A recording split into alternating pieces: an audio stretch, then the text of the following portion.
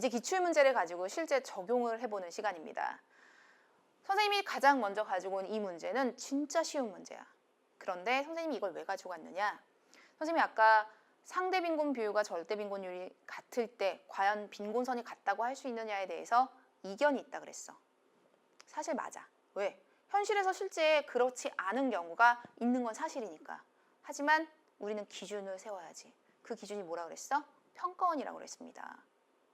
어떤 이론은 되게 뭐랄까 이런 가정된 상황에서 이론을 만들어내고 그러다 보니까 그 이론은 무슨 상황이다라고는 원래 표현이 넣어주는 게 사실이야. 그런데 그런 표현이 없는 건 좀 아쉽기는 하지만 이미 2014학년도 예비 모의고사에서 평가원은 난 이렇게 출제할 거야라는 기준을 보여줬다는 거야. 이게 3년 전이거든. 그러니까 지금 2014학년도에 수능을 봤던 아이들이 고2였을 때 봤던 시험 문제입니다. 자, 어디 같이 가볼까? A국과 B국, 빈곤층의 비율, 연도별 변화입니다. 가구 소득이 중위소득이 50% 이런 거 아니까 이제 그냥 스킵할게. 이런 형태입니다. 자, 기억부터 가보자. 2005년입니다. 여기네. A국. 절대 빈곤 비율과 상대 빈곤 비율이 같네. 10%. 우리가 했던 표대로라고 이야기를 한다면 저쪽으로 잠깐만 줌아웃 조금만 해주세요. 줌아웃. 네. 자, 우리 선 2개 간다 그랬어. 10%니까 비율이야. 아랫줄 가야 돼, 윗줄 가야 돼? 위에가 소득, 아래는 인구, 아랫줄 갑니다. 절대 빈곤층의 비율 10% 위로 올라갑니다. 알파 값. 상대 빈곤층의 비율 10% 그대로 위로 올라갑니다. 2분의 1 베타 값 둘이 같습니다. 그리고 아닌 경우 있을 수 있다라고 하지만 기억이 답이야. 평가원은 기억을 답으로 했습니다. 얘 뭐야? 절대 빈곤선과 상대 빈곤선이 일치한다라고. 이견 없습니다. 이걸 기준으로 수능이 출제될 겁니다. 이해하셨죠? 기억 맞는 말입니다. 자, 이제 니은으로 가볼까요? 2010년 A국에서 사회 전반적인 소득 분포를 고려한 빈곤층. 사회 전반적인 소득 분포. 얘는 내 주위에 있는 사람들이 어떻게 버는데? 이거야. 상대 빈곤 비율이야. 그럼 얘 상대 빈곤층의 비율? 2010년 A에서 상대 빈곤층 5년 전에 비해서 늘었습니다. 동일하지 않습니다. 니은 될 수 없습니다. 자, 이제 D굿으로 가볼까요? 2010년 B국에서는 최저생계비, 우리 알고 있지? 최저생계비가 뭔데? 이거 알파값이잖아. 2010년 B국 갑니다. 이 2010년 B국에서는 최저생계비에 미달하는 빈곤층 비율은 최저생계비에 미달하는 빈곤층, 그것은 절대 빈곤층을 의미하고 그 비율 5년 전에 비해서 5%포인트 감소했죠. 그러니 5년 전에 비해서 줄었다. 5. 2005년 B국에서는 2005년 B국 이거죠. 주관적으로 빈곤을 느끼는 가구의 비율이 높다? 주관적 상대인가? 아니라니까. 선생님이 이 출제 내용 때문에 처음에 빈곤에 대한 개념을 정리할 때 주관적 빈곤, 객관적 빈곤으로 구분해라라고 이야기했습니다. 그리고 그 객관적 빈곤에 두 가지 있다라고. 절대적 빈곤, 상대적 빈곤. 그러니 얘 주관적으로 빈곤을 느끼는 가구 비율 주관적 빈곤이라고 합니다.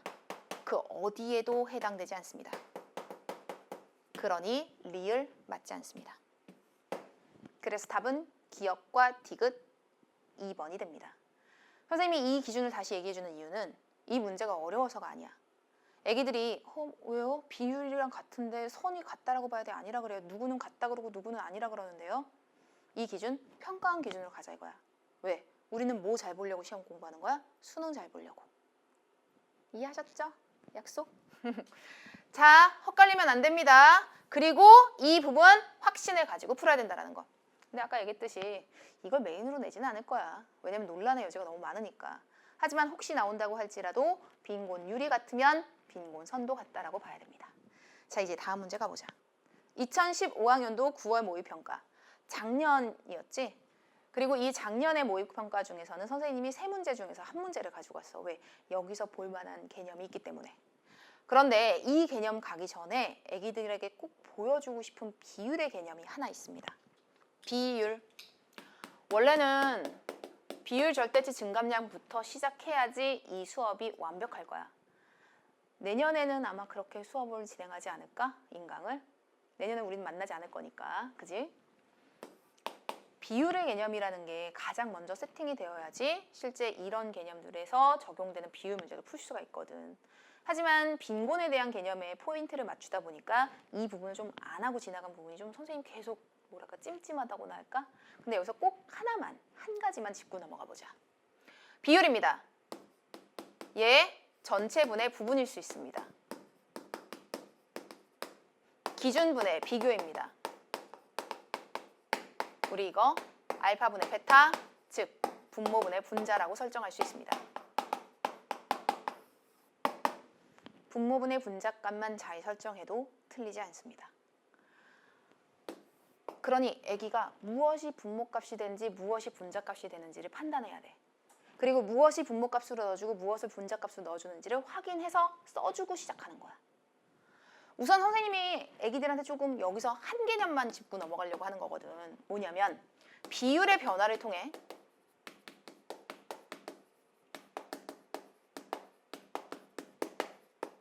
분모와 분자의 증감률을 판단할 수 있습니다.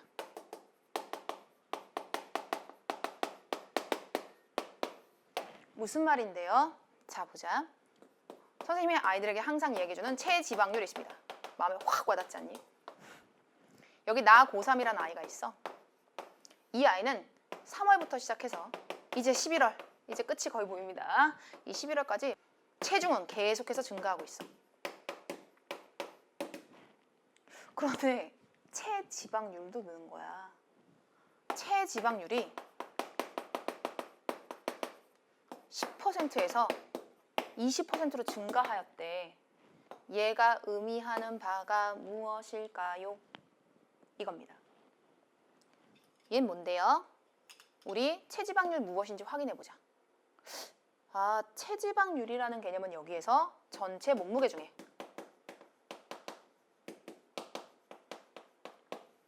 체지방이겠죠.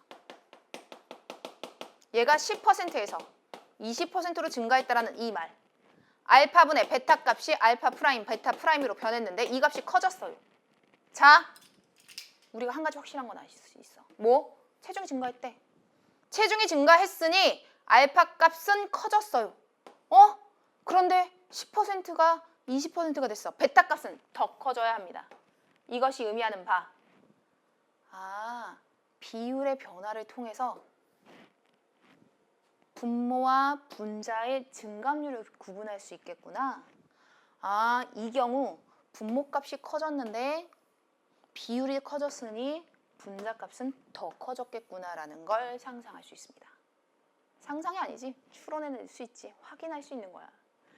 이 개념 2011학년도 수능까지는 되게 빈번히 출제됐었고 12학년도까지도. 그리고 아마 올해 다시 한번 출제되지 않을까라는 게 선생님 생각이야.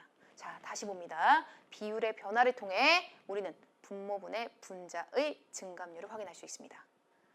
이게 올해 9월 모의고사에서 나왔기 때문에 이 부분 꼭 알고 가세요. 자, 어디 한번 확인해 볼까요? 문제로 다시 돌아갑니다. 표는 각국의 절대적인 빈곤가구 비율과 상대적 빈곤가구 비율의 변화를 나타낸 것입니다. 2010년 최저생계비는 중위소득의 50% 미만이었대. 최저생계비 알파가 중위소득의 50% 미만? 2분의 1베타보다 작네? 이렇게 바로 계산할 수 있는 거야. 다시 한번 확인해보자. 최저생계비 알파라고 책정한다 그랬어. 중위소득 베타라고 선생님이 항상 정해놓는다 그랬어. 그러니 중위소득의 2분의 1, 50% 상대빈곤선입니다. 아, 상대빈곤선? 이거보다 얘가 50% 미만이구나. 언제? 2010년에. 그리고 2000년에는 2000년에서 2010년 사이에 2010년 사이에 알파 값은 계속해서 증가해 왔대. 오케이?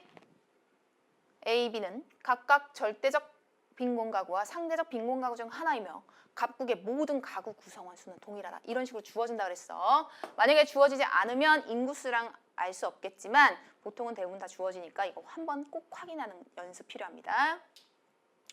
2010년에 보면 알파가 이쪽이야. 2분의 1 베타가 이쪽이야.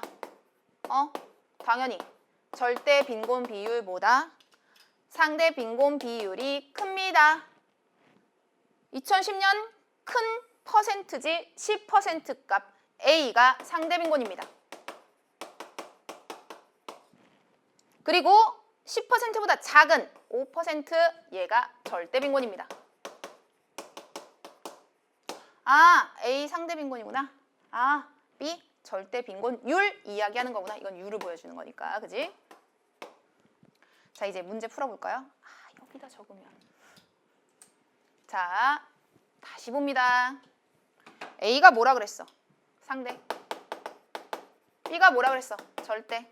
그럼 자, 하나씩 보자. 2000년 상대 빈곤 가구는 모두 절대 빈곤 가구에 속한다? 우리는 상대 빈곤율 알고 있어. 절대 빈곤율 알고 있어. 두 줄 갑니다. 상대 빈곤율 2분의 1 베타 5%네. 절대 빈곤율 알파 값 9%네. 상대 빈곤 가구는 모두 절대 빈곤 가구에 속한다. 맞는 말이지. 기억? 맞는 말. 기억은 맞는 말. 띵동. 그 다음 두 번째로 넘어갑니다. 니은 2010년 전체 가구 소득 중 A의 소득 점유 비중입니다. 선생님이 로렌츠 곡선으로 얘기해줬지. 완전 평등할 때 인구 비율과 인구 누적 비율과 그 다음에 소득 점유 비율이 같은 거야.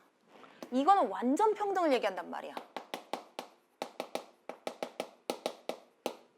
완전 평등을 얘기하니까 당연히 인구 비율이 10%면 소득 점유율은 얘보다 무조건 작아야지 빈곤이라는 개념이 있는 거야. 그 10명이 가진 돈이 더 적어야지 되니까. 10% 미만이다. 맞는 말. 니은도 맞는 말입니다. 디귿 가볼까요? 2000년 대비 2005년에 중위소득 증가율, 도대체 이건 어떻게 나와요? 최저 생계비 증가율보다 더 크다. 어디 한번 볼까요? 자, 2000년입니다. 선생님이 혹은 화면에 안 나온다고 할지라도 우리 표, 선생님 안 나와도 상관없지? 표 자체에 집중하자. 두 줄, 위에가 소득, 아래가 인구. 그럼 잘 봐봐. 소득의 증가율을 이야기해야 돼. 윗줄 봐야 돼, 아랫줄 봐야 돼. 윗줄 보는 거야. 얘 2000년이라고 적어자. 2000년 상대 빈곤율 5%. 그러니 여기에 2분의 1 베타 붙었단 말이야. 절대 빈곤율 9%. 알파 값 여기에 붙었단 말이야. 자, 뭐만 보면 되냐면 애기야. 2005년에 소득만 보자. 이 소득 알파 값이 증가했다고 그 지문에 나왔어. 알파 값은 얘보다 커져야 돼. 이렇게. 얼마인진 모르지만 알파 프라임으로 커졌습니다. 알파가 커졌는데 우리 지금 여기를 봤더니 이 밑에 인구가 붙었는데 그 인구 누적 비율의 7%로 얘랑 같아. 그렇다면 상대 빈곤 비율도 7%, 절대 빈곤 비율도 7%, 그 위에도 같습니다. 2분의 1 베타도 같은 말. 그러니 이 개념 절대 빈곤선, 즉 최저 생계비의 증가율보다 얘가 1로 와서 붙었단 말이야. 그러니 상대 빈곤율, 즉 아니 빈곤선, 그러니 상대 빈곤선 그 증가율이 더 큽니다. 알파의 증감률보다 2분의 1 베타의 증감률이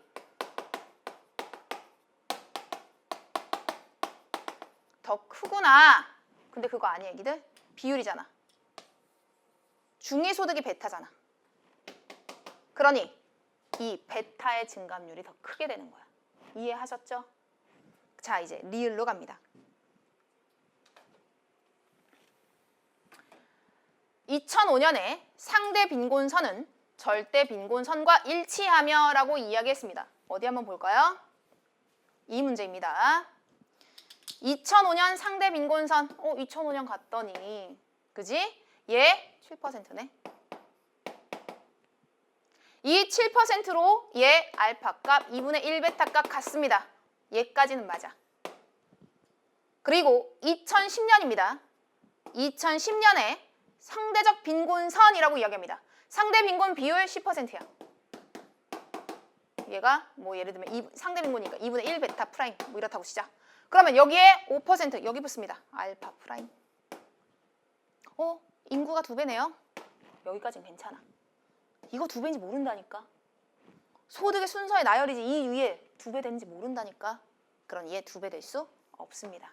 그러니 답은 기역, 니은, 디귿으로 나옵니다. 이해하셨죠?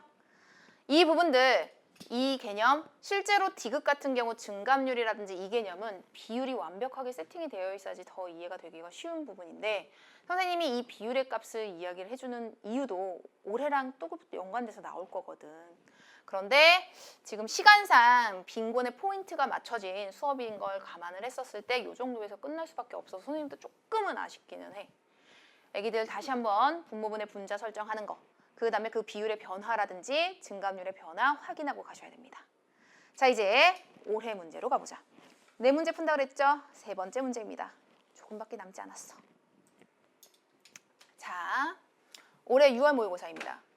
표는 각국과 을국의 절대 빈곤 가구 수 대비 상대 빈곤 가구 수의 변화를 나타낸 것입니다. 내가 얘기했잖아. 올해 비율 나올 거라고. 분모분의 분자값 설정하는 게 먼저야. 절대 빈곤 가구 수분해.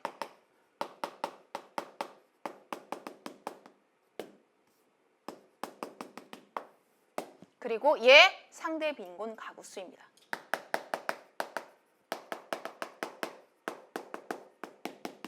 A분의 B라고 이야기하고 있습니다. 이 문제가 6월과 9월에 연거퍼서 비율의 문제로 나왔거든. 그러니 애기가 만약에 이게 똑같이 시험에 나온다면 얘를 세팅해두면 조금은 쉬울 수 있어. 만약에 그 값이 1보다 클 경우 이것이 의미하는 건 이 윗값, 즉 분자값이 큰 거겠지? 아, 상대 빈곤이 절대 빈곤 비율보다 크구나 라는 거 알 수 있어. 얘가 1보다 작다? 오히려 상대 빈곤보다 절대 빈곤 비율이 더 크다라는 걸 의미할 수 있어. 그러니 이 표는 이렇게 그린다라면 여기 표는 이런 식으로 정리해서 얘가 알파값, 얘가 2분의 1 베타 이런 식으로 정리할 수 있을 것이고 얘는 알파값 그리고 여기는 2분의 1 베타 뭐 이런 식으로 정리를 할 수가 있을 거야. 이해하셨죠? 자, 이제 얘네들의 이제 표들이 이렇단 말이야. 문제 한번 풀어보자. 1번. 갑국에서의 절대 빈곤선은 상대 빈곤선의 4배다? 갑국이 0.25, 얘 4분의 1이네요. 아, A, 즉 그 A가 절대잖아. 알파가 2분의 1 베타보다 4배 많은 거예요. 밑에가 4배 많은 거야. 그런데 이 개념 선이 4배 많은 거 아니라 그랬잖아. 1번 아닙니다. 이제 선이 윗선이고 아래가 인구고 위에 거 비율 곱할 수 없다라는 것만 머릿속에 넣어두면 이거 절대로 틀릴 수 없는 보기입니다. 그래서 1번 될 수 없습니다. 을국에서 상대적 빈곤 가구는 모두 절대적 빈곤 가구에 속한다라고 이야기를 했습니다. 그럼 자, 어디 한번 을국 가볼까요? 절대 빈곤 가구와 상대 빈곤 가구라고 했었을 때 을국 1보다 크네. 상대 빈곤 가구가 더 많네. 상대 빈곤 2분의 1 베타가 얼마인지 모르지만 얘가 알파 값보다 2배다라는 게 이 밑에 나와 있는 거야. 이게 2잖아요 라고. 그렇다면 절대 빈곤 가구가 모두 다 상대 빈곤에 속하는 것이지 얘는 반대가 되었죠. 상대 빈곤 가구는 모두 절대 빈곤 가구에 해당한다가 틀린 말입니다. 반대지. 바뀌었지. 2005년 대비 2010년에는 절대 빈곤선과 상대 빈곤선이 모두 다 높아졌다. 어디 한번 볼까요? 2005년 그리고 2010년. 띠링 띠링. 이제 두 줄 그리는 거 익숙하지 벌써? 위에가 뭐라 그랬어? 소득. 아래가 뭐라 그랬어? 인구. 2005년 가보자. 비율이 완벽히 같아. 비율 같은 거야. 아래에서 올라가지. 아래에서 올라가면 알파와 2분의 1 베타가 같습니다. 언제? 2005년에. 그죠? 그리고 이제 그 다음 선생님이 왜냐면 확인한 거야. 애기네들 다시 한번 안 돌아가도 그 앞에 뭐가 써 있냐면 선생님이 이걸 안 쓰고 시작을 해서 근데 최저 생계비는 지속적으로 증가하였다. 여기 또 나왔습니다. 최저 생계비 지속적 증가 위에 지문에 주어졌습니다. 2010년 가봅니다. 2010년 1보다 크네? 상대 빈곤 가구가 더 커. 얘가 2분의 1 베타일 거야. 근데 프라임이 되었겠지. 2분의 1 베타 프라임. 왜? 이때랑 가격이 다를 테니까. 소득이 다를 테니까. 그런데 얘가 절대 빈곤보다는 무조건 많은 거야. 근데 그거 알아? 알파가 우리 살짝 이쪽 위에도 그릴까? 왜? 조금 이해하기 쉽게? 조금 늘어난 것처럼 보이게? 알파 값이 커졌단 말이야. 그럼 여기서 같이 시작해서 1로 온 베타 값도 커졌겠죠. 그러니 절대 빈곤선 띠링, 상대 빈곤선 띠링 모두 다 높아졌습니다. 이해하셨습니까? 이 개념 3번이 답이 됩니다. 그럼 4번은요. 왜 틀렸는지 확인해보자. 자, 이제 4번 가보자. 을국에서 중위소득 대비 최저생계비의 비율은 이라고 이야기했습니다. 분모분의 분자값입니다. 얘기했잖아. 올해 나올 거라니까. 분모분의 분자 나올 거라니까. 비율 문제 붙여서 나옵니다. 그러니 분모분의 분자 잘 설정해 줄 수 있어야 됩니다. A 대비 B, A분의 B, A 중에 B, A분의 B. 그리고 또 땡땡 비율이라고 한다면 분모값을 본인이 좀 설정해 줄 수 있는 능력도 좀 가지고는 있어야 돼. 자, 이 개념에서 중위소득 대비 최저생계비의 비율입니다. 중위소득 베타, 최저생계비 알파, 여기에 비율이 50% 미만? 을국 2010년 얘기하는 거니까 얘 0.5 이야기하고 있습니다. 자, 이제 또 두 줄 그어볼까요? 띠링띠링. 그렇다면 0.5, 얘가 1보다 작으니까 상대 빈곤 가구가 절대 빈곤 가구보다 작네. 2분의 1 베타가 알파 값보다 작네. 최저 생계비보다 얘 중위소득의 50%가 작네. 왜? 얘가 중위소득 베타인데 어딘지는 모르지만 원래 위에도 있을 수는 있어. 근데 이 베타 값의 50%가 얘잖아. 이 개념 베타분의 얘 상대 빈곤선이 50%를 의미하는 거란 말이야. 근데 거기보다 얘가 2배가 더 많아. 0.5에서 알 수 있잖아. 그렇다라고 한다면 이 값 당연히 50%보다 커야 합니다. 오른쪽에 있잖아. 왜? 2분의 1 베타가 중위소득의 50%야. 그러니 이 값은 중위소득의 몇 %일까요? 라고 하면 오른쪽에 있으니까 50보다 커야 되는 건 거지. 이해하셨습니까? 선생님이 지금 이렇게 두 줄을 그어주는 경우는 애기들에게 더 명확하게 보여주기 위하여 시험장에 가서도 두 줄을 그려야 되나요? 라고 하면 이거를 최대한 자기 걸로 습득하고 가서 안 그려줘도 될 수 있을 정도까지 알고 가는 게 좋습니다. 마지막 보기. 2010년 갑국은 을국과 달리 상대 빈곤 가구의 비율이 절대 빈곤 가구의 비율보다 낮다? 그러면 갑국 가볼까요? 갑국 상대 빈곤 얘가 1보다 크잖아. 그럼 여기 더군다나 3배야. 하나, 둘, 셋. 그러니 얘가 2분의 1 베타, 얘가 알파 3배네요. 상대 빈곤 가구 비율이 절대 빈곤 가구보다 훨씬 더 큰데요. 라고 풀 수 있습니다. 선생님이 지금 이거는 우리가 오늘 정리했던 그 개념. 윗줄은 절대 빈곤 혹은 상대 빈곤 선, 소득을 개념. 그리고 아랫줄은 비율의 개념을 붙여서 이야기를 하는 부분이었어. 근데 실제 이거 없어도 풀 수 있다. 이거 없이, 즉 그 두 줄 없이 풀 수 있는 거 한 번 해줄게. 왜냐? 선생님은 그런 생각하거든. 정답은 있어 이미. 하지만 정답에 가는 그 해법으로 가는 그 방법이 딱 하나만은 아니야. 선생님은 가장 아이들에게 명쾌하게 보여줄 수 있는 방법을 알려주는 건 사실이지만 그것만 있는 건 아니거든. 그래서 선생님은 솔직히 이거 두 줄 안 그려. 왜냐면 시간 너무 많이 걸리거든. 하지만 시험장에 갔어. 개념이 자꾸 머릿속에 윙윙 떠돌아다녀. 그러면 그려야죠. 왜? 우리 점수 받아와야지. 이 3점을 맞기 위해서 우리 얼마나 많이 공부했는데 어떻게든 받아와야지. 안 그래? 자, 그러면 어떻게 봐야 되는지. 1번부터 다시 한번 보자. 내용은 똑같아. 이렇게까지 나오는 것도 똑같고. 근데 여기서 끝낼 수 있어. 어떤 부분이냐? 1보다 큰 경우 상대 빈곤보다 절대 빈곤이 더 적다라는 걸 의미한다라는 거. 그 다음에 얘가 1보다 작다의 경우 오히려 이 반대가 된다라는 걸 머릿속에 넣어두면 1번. 그리고 또 하나 빈곤선과 빈곤 비율이 같지 않다는 것. 자, 이걸 따라올 수 있으면 이걸 따라오는 게 좋고 아니면 아까 선생님이 얘기해 준 것처럼 풀어도 됩니다. 2000년 갑국입니다. 인구 비율이네. 비율이 나왔잖아. 빈곤선 모르잖아. X. 선생님이 푸는 속도입니다. 근데 이거 분명히 따라올 수 있는 아이들 있을 거야. 이 정도 속도로 풀어주는 거야. 시험장에서는. 2000년 을국에서는 상대적 빈곤 가구는 모두 절대적 빈곤 가구다. 2000년 을국 갑니다. 2000년 을국. 1보다 크네. 상대 빈곤이 더 크네.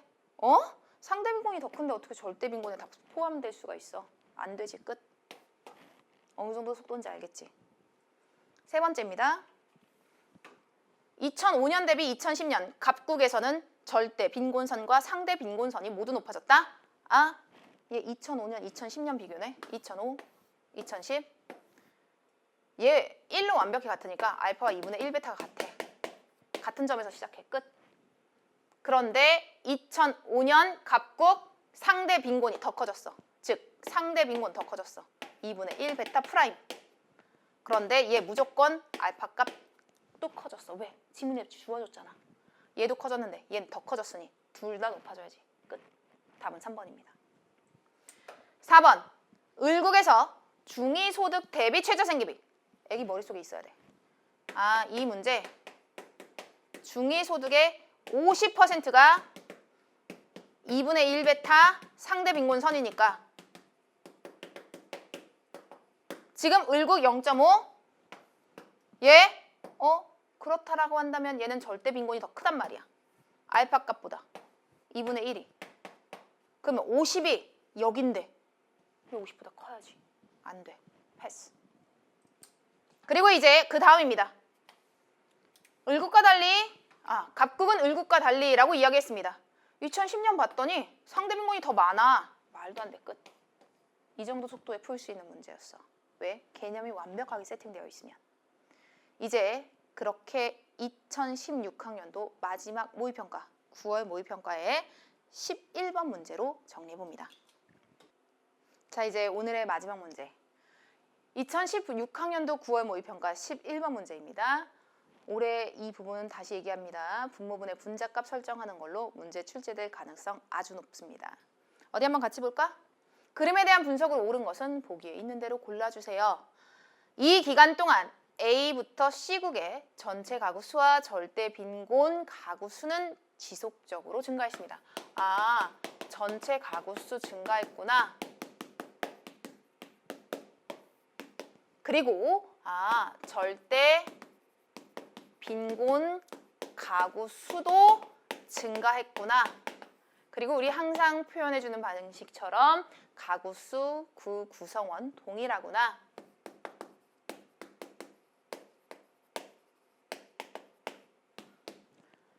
선생님이 올해 모의평가 풀이 시작하기 전에 애기들에게 다시 한번 강조했던 비율 파트 있습니다.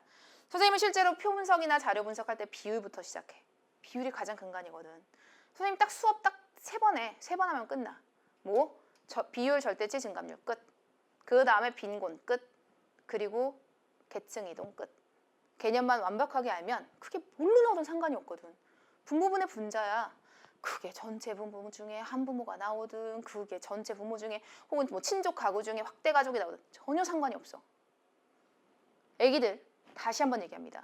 시험장에 가서 비율 문제가 나왔을 땐 분모분의 분자 제대로 설정해 주는 것부터가 시작입니다. 선생님 왜 이 얘기하느냐? 다시 한번 복습 차원에서 얘기하고 시작하려고. 우리 알파분의 베타라는 개념이 있어. 아까 이해하기 쉽게 체지방률 얘기했습니다. 이 상황은 어떤 상황이냐면 계속해서 체지방, 즉 전체 체중이 늘어나고 있어요. 체중 증가 상황이야. 체중분의 체지방. 이 값이 만약에 10%에서 20%로 커졌으면 이것은 무엇을 의미할까요? 라고 이야기를 할 때 체중이 증가되는 상황에서 알파가 알파 프라임으로 베타가 베타 프라임으로 바뀌었을 때 얘가 증가한 것보다 얘가 더 많이 증가했어요 라는 걸 의미한다고. 이해하셨습니까? 다시 얘기합니다. 비율의 변화를 통해 분모분의 분자의 변화, 즉 증감률의 변화를 구분할 수 있습니다. 이 내용으로 보면 먼저 상대 빈곤율, 그지? 상대 빈곤 가구분에 절대 빈곤 가구 붙었습니다. 아래 표야, 아래 거, 그지? 그런데 얘가 1보다 크면 뭐가 많은 거야 이땐? 절대 빈곤이 많은 겁니다. 알파가 2분의 1베타보다 큰 겁니다. 이 정도 속도. 머릿속에 그냥 뚜룩하고 절대 빈곤이 더 크네, 위에 게 더 크네 이렇게 해도 솔직히 돼. 두 번째, 1보다 작은 경우입니다. 선생님이 이렇게 써주는 이유는 많은 학생들에게 이 선생님의 머릿속에 있는 걸 도식화시키고 수치화시켜서 보여주려고 하는 거지. 이게 애기 머릿속에서 싹싹싹싹 됐어. 그럼 괜찮은 거야. 1보다 작은 경우. 1보다 작다라면 절대 빈곤이 상대 빈곤보다 작아야 돼. 그러니 이 경우, 빨강으로 써야지 구분될 수 있겠다. 이 경우는 알파 값보다 2분의 1 베타 값이 큽니다. 이해하셨습니까? 이거 계속 다 상황마다 다 프라임에서 다 달라줘야 돼. 이제 어디 한번 보자. 기억. 1990년부터 2000년까지 B국의 상대적 빈곤 가구 수는 증가하였고 C국의 상대적 빈곤 가구 수는 감소하였다. 자, 어디 한번 볼까요? 먼저 B국입니다. 단 한 번도 증가한 적 없이 계속해서 감소하고 있습니다. 여기 1까지도 나왔으니까 이 표현에서는 또 모두 판단할 수 있냐면 여기 1을 쭉 그어주고 1보다 작은 이 경우에는 모두 다 절대 빈곤보다 상대 빈곤이 더 큰 개념입니다. 1보다 큰 여기만 절대 빈곤율이 더 높았던 상황입니다. 왜? 1보다 크니까. 이해하셨죠? 이때만 절대 빈곤율이 상대 빈곤율보다 큰 상황입니다. 그렇다면 여기에서의 알파 값 여기서는 여기다 여기 써줘야 되니까 이렇게. 근데 상황은 다 달라야 돼. 알지? 각 상황마다 알파, 베타 다 다르게 책정해야 된다. B국 가보자. 상대적 빈곤 가구 수는 증가하였고 도대체 어떻게 알아 숫자는. 근데 자, 우리한테 얘가 주어졌잖아. 전체 가구 수가 증가하고 그 다음 거기와 더불어 절대 빈곤 가구 수도 증가하였대. 지금 이 내용 자체가 상대 빈곤율, 즉 상대 빈곤율 중에 절대 빈곤율인데 단 한 번도 얘가 커진 적이 없이 계속해서 감소하고 있다. 이걸 뭐 A분의 B라고 쳐보자. A분의 B, A 프라임, B 프라임대도 적어졌고 그 다음에 계속해서 적어지고 있어. 그렇다면 어떻게 되는데요? 자, 우리가 한 가지 확실한 건 알고 있습니다. 절대 빈곤 가구 수는 증가하였어요는 알고 있어. 그러면 이 분모값 더 커져야죠. 그러니 상대적 빈곤 가구 수는 증가하였습니다. 거기까지는 맞는 말입니다. B국이 이 비율이 계속 감소하고 있으니까 그 분자값이 즉 커지고 있는데 분모값은 그보다 더 커져야 되는구나 라고 이야기할 수 있다. 아, 여기 앞에 상대적 빈곤 가구 수는 증가하였네? 여기까지는 증가 맞네? 그런데 그 뒤에 C국입니다. C국의 상대적 빈곤 가구 수는 이라고 이야기를 했습니다. C국. C국은 계속 증가하고 있는 거야. 오히려 상대 빈곤 가구의 비율분해. 그지? 그 다음에 절대 간구 율. 이런 걸 통해 A 분의 얘한테는 뭐 예를 들면 이거는 이렇게 큰 A 큰 B라고 쳐보자. 이게 계속 증가했어. 그런데 얘가 증가했네? 과연 얘는 증가했는지 감소했는지 알아 몰라. 얘가 숫자가 동일해도 증가하고 얘가 감소해도 이 값이 증가하고 얘가 증가해도 얘보다 덜 증가하면 또 증가해. 그러니 감소하였다는 건 알 수 없습니다. 그래서 기억은 맞는 말이 아닙니다. 이해하셨습니까? 원래 이거를 이해하려면 선생님이랑 같이 원래 비율 파트를 하고 와야 되는데 좀 아쉽지만 오늘 이 파트 꼭 이런 식으로 정리 꼭 하고 가야 됩니다. 자, 이제 니은으로 가보자. 1990년부터 2010년까지 A국에서 절대적 빈곤 가구의 수는 증가율보다 상대적 빈곤 가구의 증가율 드디어 또 나왔습니다. 비율의 변화를 통해 분모의 증가율, 그 다음 분자의 증가율 구분할 수 있다고 우리 체지방 했잖아. 분모 분자 이 비율 변했어. 뭐가 더 많이 증가했게 확인할 수 있다니까. A국입니다. 한 번도 증가한 적 없이 계속해서 그 비율은 감소하고 있습니다. 계속해서 비율이 감소했었을 때 얘 상대적 빈곤 가구 뭐 얘를 B분의 A라고 쳐보자. 뭐든지 상관없습니다. 가구 비율이니까 B분의 A입니다. 얘가 계속해서 감소하고 있어요. 그런데 한 가지 확실한 게 있어요. 뭐? 모든 나라에서 절대 빈곤율은 커지고 있어요 라고 이야기합니다. 그러면 얘는 더 커져야 돼. 얘가 2배 커지면 얘는 2배보다 더 커져야 되고 얘가 3배 커지면 얘는 3배보다 더 커져야 돼. 그래야지 이 숫자가 감소하게 되거든. 이해하셨습니까? 그러니 얘 절대 가구 수의 증가율보다 상대 빈곤 가구의 증가율이 더 낮다가 아니라 더 높다여야 됩니다. 체지방의 증가율 우리 이거 했어. 이 개념 다시 한번 확인하기. 자, 이제 D구수로 넘어갑니다.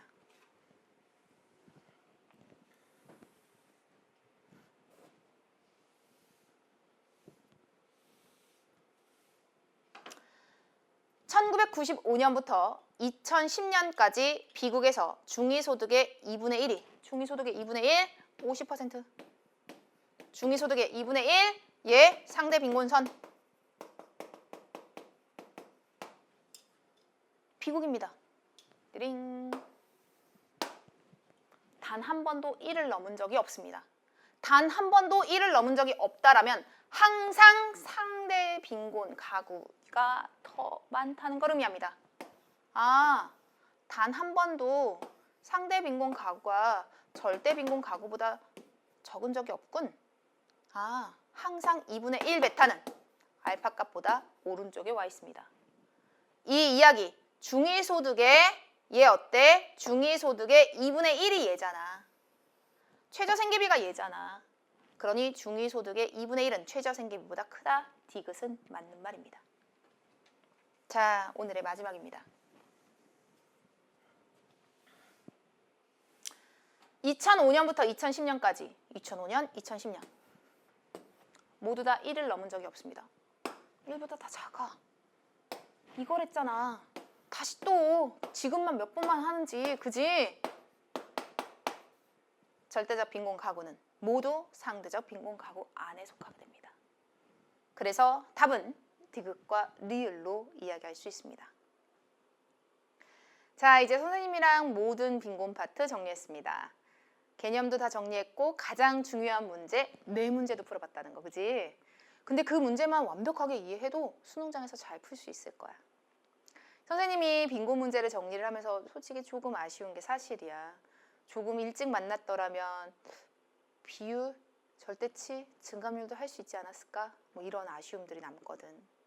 하지만 1년 동안 열심히 해온 애기들일 테니까 분명 좋은 결과 있을 거라고 믿어 의심치 않습니다.